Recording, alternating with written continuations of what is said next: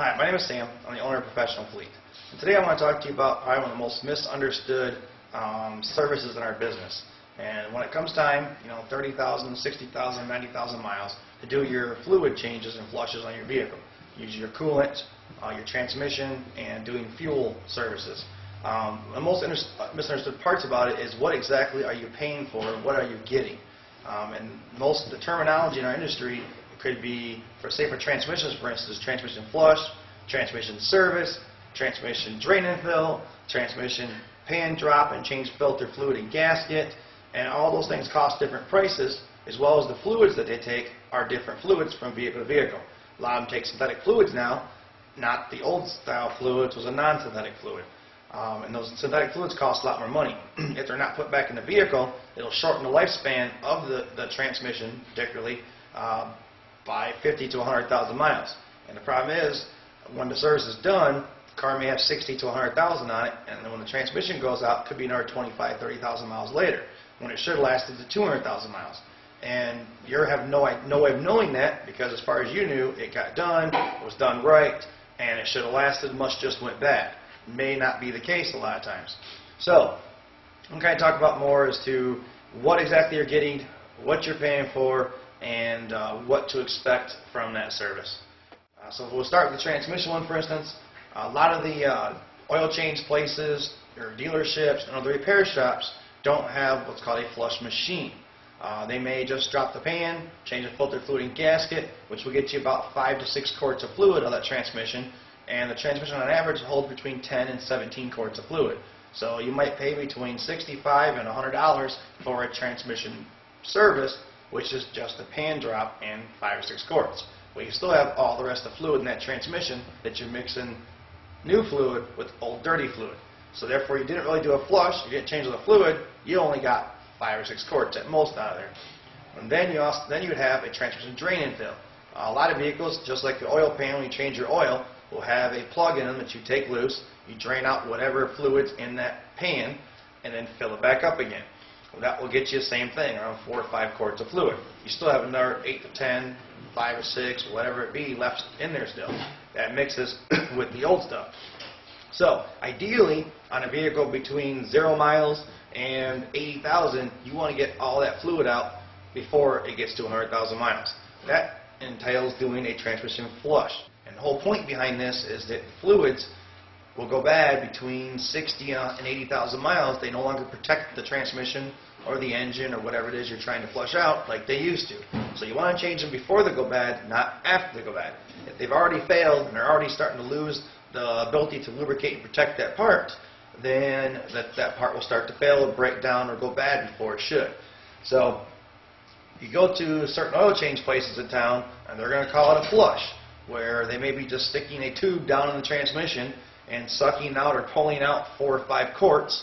They'll then add those 4 or 5 quarts back into your car, start it and run it, stick the tube down the tube again, suck out another 4 or 5 quarts, add it back to it.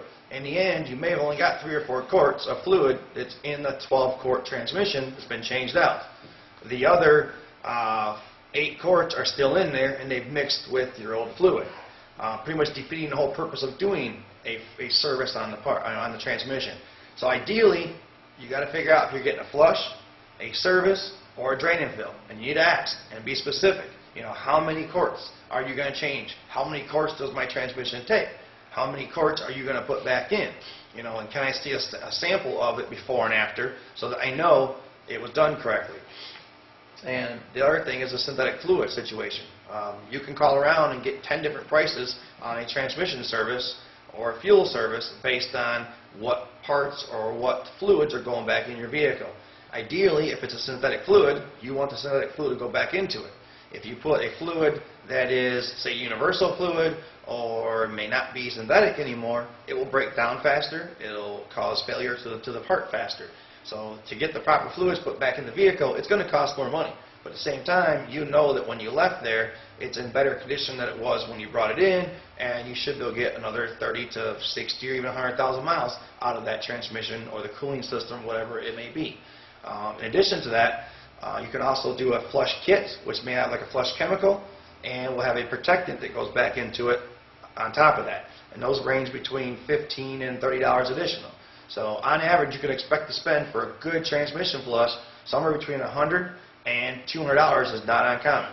If you're not spending $100 to $200 for it, you either are not getting synthetic fluid, you're not getting a flush kit, or you're not getting a flush at all. You're getting just a drain and fill or a service. So it's very important to know which one of those you're getting. The same applies to the cooling system. The same kit you can buy that will flush it out, put an additive back in to protect it like they came from the factory. I have a sealer and a protectant in it to make it last longer and protect the vehicle. And the point of doing the coolant flushes is just because the coolant tests good at say minus 34 degrees and it looks good doesn't mean it's protecting the engine. That coolant picks up metal shavings, aluminum, parts of gaskets, dirt, sediment in the system and gets circulated around at a very high speed and gradually breaks down the metal in the engine, breaks down the gaskets in the engine, which then creates leaks. Most vehicles, if the coolant flush is done every 30,000 miles, you'll never have a major coolant leak, never have a major coolant repair. Head gaskets don't go bad, water pumps don't go bad, radiators don't go bad. That's why we do these services, is to prevent the large parts that normally we find in these cars from going bad. So if the fluids are changed out every 30,000 miles to 60,000, you'll never have to worry about, 90% of the time, you'll never have to worry about having to replace an engine, a transmission, or a water pump, and these parts. So that's why we spend the $50 to $150 or more to do these flushes, because these parts that they protect cost thousands and thousands of dollars. So that's why we want to change these fluids out. And we want to make sure we know, are we getting a flush, are we getting a fill, or are we getting just a service? And you want to ask those questions, be very specific, and get them in writing. And if you know the transmission or the cooling system takes a certain amount of quarts or gallons of fluid, then you better make sure that that's what you got charged for and that's what got put back in the vehicle. And if they don't match up and you're not getting charged for, say, 17 quarts of fluid in a transmission, when you know it holds 17, you didn't get the full flush done. So those kind of questions you want to ask. The last thing we'll talk about is just fuel injection cleaning and fuel injection services. There's different kits out there, different services out there.